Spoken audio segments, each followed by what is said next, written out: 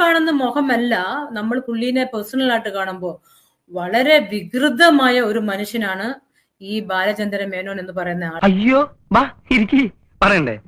അത് എനിക്ക് പറയാതിരിക്കാൻ പറ്റത്തില്ല. കാരണം അദ്ദേഹം ഒരു ബഹുമാനമായ അദ്ദേഹം അർഹിക്കുന്നില്ല. കാരണം അത്രത്തോളം ഹൊറിബിൾ ആയിരുന്നു ഞാൻ കണ്ട കാഴ്ച.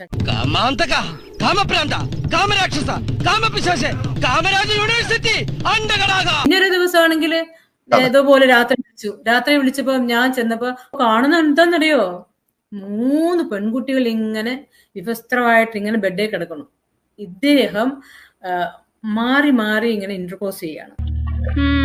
ഒരു പെണ്ണിനോട് ഇങ്ങനൊന്നും ചെയ്യല്ലേ, അവളെ കൊല്ലുന്നതിന് തുല്യമാണേ.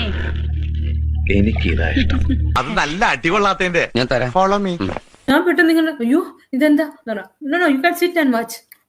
അവിടെ ഇരിക്കും വാച്ച് ചെയ്യുന്നുണ്ട്. തട്ടിപ്പാണല്ലേ? ക്ഷമിക്കണം, ഉപദ്രവിക്കരുത്, ജീവിതമാണ്. അതും കണ്ടു ഞാൻ പറഞ്ഞു എനിക്കതൊന്നും കാണണ്ടെന്ന് പറഞ്ഞു സത്യമായിട്ട് ഓടിപ്പോയി. മദ്രാസിൽ നിന്നും 3 കേസ് കളഞ്ഞിട്ടാണ് ഞാനിപ്പോ വന്നിരിക്കുന്നത്. അപ്പൊ എനിക്ക് കിട്ടേണ്ട സൗകര്യങ്ങളെല്ലാം കിട്ടണം. അല്ല അതെനിക്കറിയാം. ബിസിനസ് ആകുമ്പോ തിരുമേടെ താല്പര്യം എന്താന്ന് വെച്ചാ നേരം എനിക്ക് മുഖ്യ. അത് കഴിഞ്ഞിട്ട് വിളിച്ചത് എന്നെയും വേറൊരു നടി, എന്റെ അതേ പ്രായം തന്നെയുള്ള ഒരു നടി, ഞങ്ങളെ രണ്ടുപേരും വിളിച്ചിട്ട് പറഞ്ഞു എന്തിനാ? ഹലോ, എന്തിനാണ്? ഒരു കളി തരായിരുന്നു സാറേ, ഒരു കളി തരാമെന്ന് വെച്ചിട്ട് പോടോ. ഇന്ന് എനിക്ക് കാണേണ്ടത് നമ്മുടെ വയനാട് സ്റ്റൈലൊക്കെ വെച്ച് പറഞ്ഞു നിങ്ങൾ രണ്ടുപേരും ഇന്ന് ഡ്രസ്സൊക്കെ മാറണം. ഞങ്ങൾ രണ്ടുണ്ടെങ്കിൽ അത് മാറണം. എനിക്കിന്ന് നിങ്ങളെ രണ്ടുപേരും കാണണം, നിങ്ങൾ രണ്ടുപേരും വ്യവസ്ഥരായിട്ട് എനിക്കിന്ന് കാണണം. അപ്പൊ സത്യമായിട്ടും കവി തല്ലു വാങ്ങിയിട്ടേ പോകുന്ന തോന്നുന്നു. രണ്ടുപേർക്കും വയ്യാത്ത എല്ലാ ദിവസം ഞങ്ങൾ രണ്ട് പരസ്പരം നോക്കി നോ സർ, അയ്യോ no no no no no അങ്ങനെ പുള്ളിക്കാരത്തേക്കും പുള്ളിക്കാരൻ അങ്ങ് മടുത്ത് പറഞ്ഞു രണ്ടുപേരും മാറുന്നില്ല. അപ്പൊ പുള്ളിക്കാരൻ അങ്ങോട്ടങ്ങ് വ്യവസ്ഥനായി. എന്നിട്ട് പുള്ളിക്കാരൻ അങ്ങ് മാസ്റ്റർബേഷൻ ചെയ്യാൻ തുടങ്ങി. സ്വാർത്ഥ താല്പര്യങ്ങൾക്ക് വേണ്ടി ഇവിടെ വസ്തുതകളെ വളച്ചൊടിക്കുക.